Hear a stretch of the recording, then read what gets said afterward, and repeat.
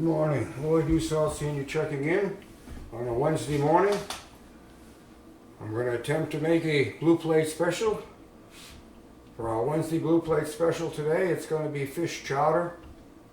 This will be the third recipe that I use to make fish chowder, so this will be number 3 in a trifecta. I'm going to get started with this. I'll mention what we have in here. There's going to be 4 cups of diced potatoes, plus maybe a little under, but close to 4 cups. 2 cups of diced onions, half a cup of diced celery, 1/2 a cup of shredded carrots, 1/4 cup of bacon bits, 1/4 teaspoon of thyme, 1/4 teaspoon of Old Bay, 1 teaspoon of parsley flakes, 1/2 teaspoon of pepper, 1/2 teaspoon of accent, which is MSG, and 3 cups of diced potatoes. And eventually I'm thinking there's going to be about 2 pounds of haddock that's going to end up in this. This is going to be a big chowder. Oh, also there's going to be corn going into this chowder too, which will probably be about 2 cups of corn, so before I forget that. So I am going to be getting started with the recipe. Hopefully I get through oh yes, and there'll be about 2 tablespoons of butter here, and it'll probably be more towards the end. So to start the show on the road, I'm going to turn on the front burner here and get the pan going. I'm going to put in my 1/4 cup of bacon bits. This is just cooked bacon that I diced up. And the 2 tablespoons of butter. And we're going to let the frying pan warm up, the pot warm up a little bit, because everything's going to be going right into this little critter right here. And I will turn off the camera while that's warming up, and we'll get back to it as soon as it's ready to rock and roll. Okay, I'm back, and I almost missed something. We're going to be using 32 ounces of chicken stock in here, and most likely I will be using 2 cans of evaporated milk. We'll see how it goes towards the end. That's all depending on the taste, the flavor, the color, and how I feel at the time, so to speak. Okay, we have the butter and the bacon bits going here. On top of that, I'm going to add just a bit of good old bacon fat to this, because the bacon was already cooked, so we're losing some of the bacon fat, and we don't want to do that. And we'll be ready to go here directly.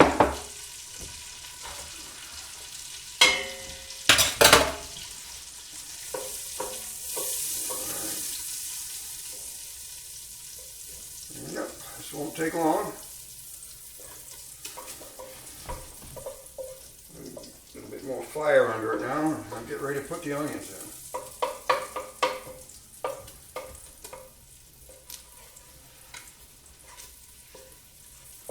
in. Alright, in go the onions.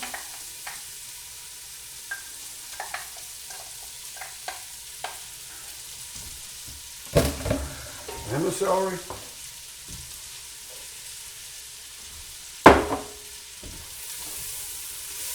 And now we play the sauteing game here.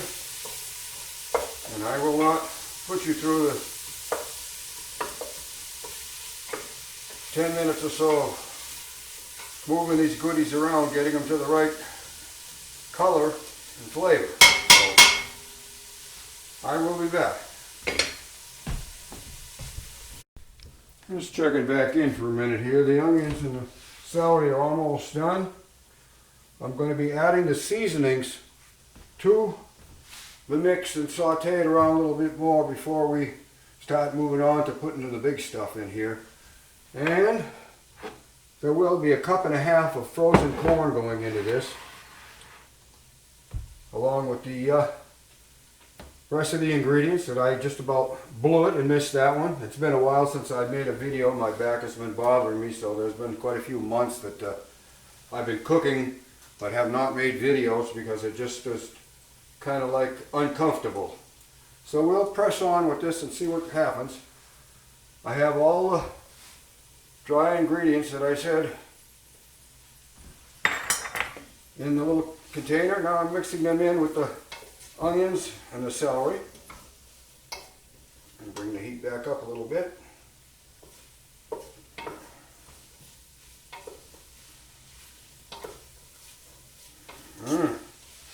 Kind of smells good after you put the seasoning in and mix it in with the onions and the celery. Yeah.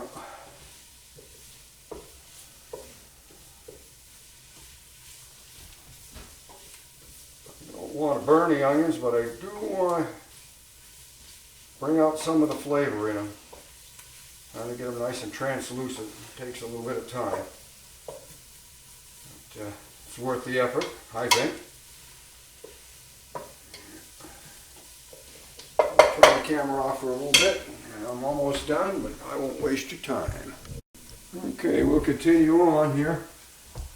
We'll stop before the onions are caramelized. I want them sweet, but I don't want them caramelized quite all the way.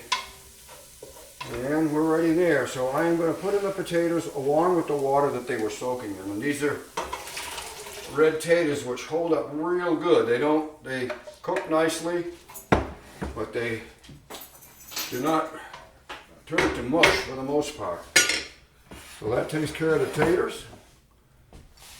Here goes our carrots going in, along with the frozen corn. Right.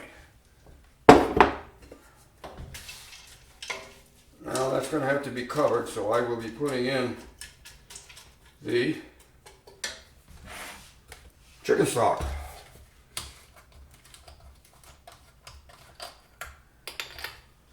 One quart. Or 32 ounces. Or 2 pounds.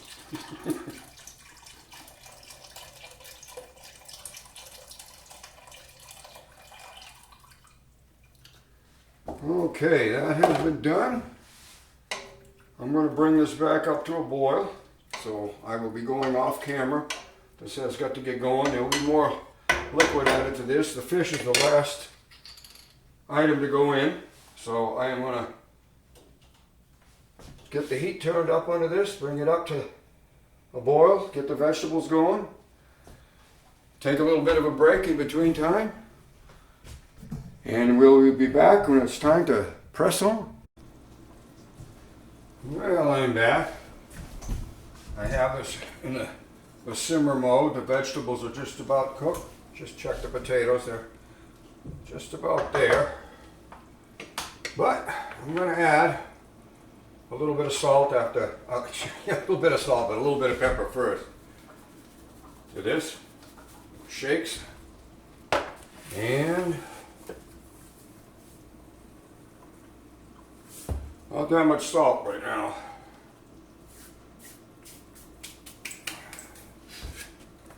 Okay, so there we are. We'll keep checking that. Very shortly I will be adding some fish to this and some evaporated milk. The fish is still in the freezer because it's frozen haddock. It'll be coming out shortly. 10:56, so we're in the home stretch.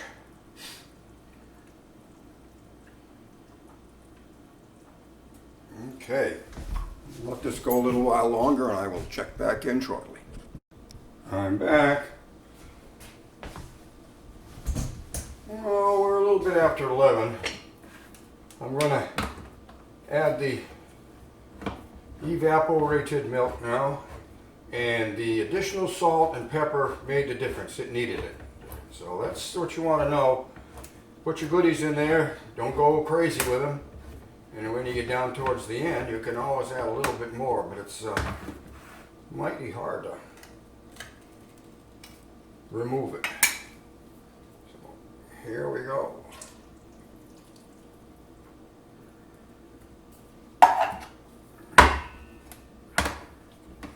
love this type of can opener that opens on the side of the can. If you have some leftovers, you can put the can cover right back on and put it in the fridge for a little bit.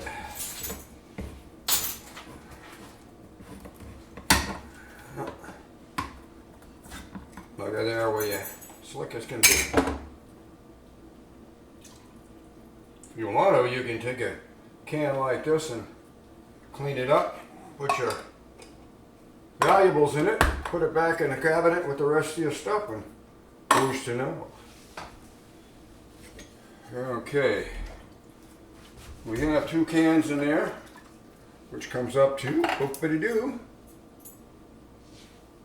24 ounces total, 12 and 12.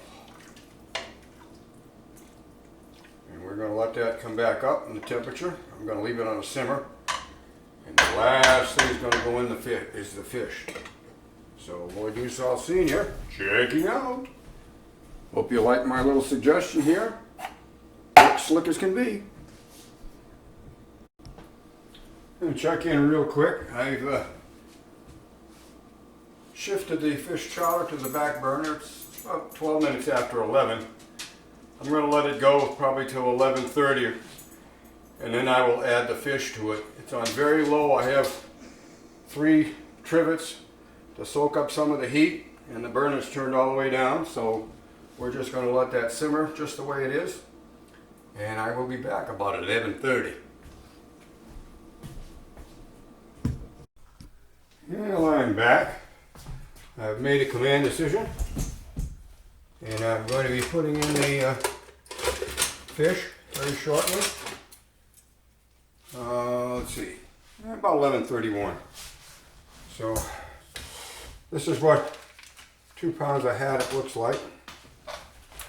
And I can cut packages open, drain it, and I'll be chopping them up and putting them in. So I'm going to turn off the camera.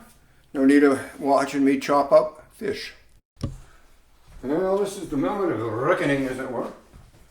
I'm going to be putting the fish in. And that's what 2 pounds of haddock looks like. And nobody's going to get cheated out of fish today, that's for sure. That's more than enough for a chowder. So we're going to let this cook. It's going to simmer on low, and it's 11:36, and when we eat at lunchtime, it should be just right. So Lloyd Dussault Sr. checking out, and we'll check back in with you folks when it's time to try the chowder. Well, it's exactly 12 o'clock. High noon. The chowder is done. My guests are here, waiting to see what we've got. So I am going to pour the first bowl of this chowder, and you can get an idea just how much fish there is in here. That's a lot of fish. And we'll put some juice in there with it. Okay, I think you can probably see that from there. And I'm going to turn off the camera, feed the boys, and we'll let you know if they give me a thumbs up or a thumbs down after lunch. Lloyd Dussault Sr. checking out. All right, we had lunch. Everybody liked the fish chowder. They were amazed at the amount of fish in the fish chowder.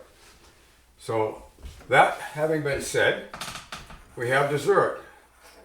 And I made a cornbread with apple and cranberry.